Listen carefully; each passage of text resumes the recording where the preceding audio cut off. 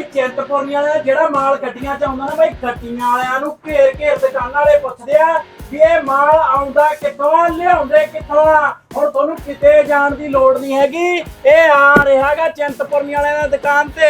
ਆ ਚੈੱਕ ਕਰ ਲਓ ਬਾਈ, ਕੱਪੜਾ ਪੂਰਾ ਵਧੀਆਗਾ, ਪਿਓਰ ਕੁਆਲਿਟੀ ਦਾਗਾ, ਰੰਗ ਡਿਜ਼ਾਈਨ ਫੁੱਲ ਨੇ, ਢੇਰਾਂ ਦੇ ਢੇਰ ਨੇ, ਤਮੰਨਾ ਕੰਪਨੀ ਦਾਗਾ।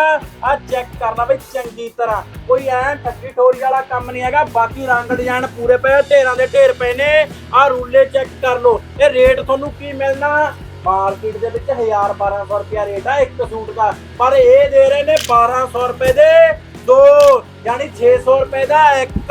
ਪੂਰੀ ਵਧੀਆ ਕੁਆਲਿਟੀ ਆ, ਢੇਰਾਂ ਦੇ ਢੇਰ ਪਏ ਨੇ, ਬੇਰਾਂ ਦੇ ਬੇਰ ਪਏ ਨੇ।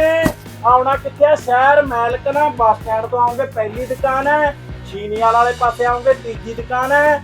ਵੀਡੀਓ ਸ਼ੇਅਰ ਕਰਕੇ ਆ ਜਾਓ ਭੈਣੋ, ਚੱਕ ਦੋ ਫੱਟੇ ਲੁੱਟ ਲੋ ਮੇਲਾ।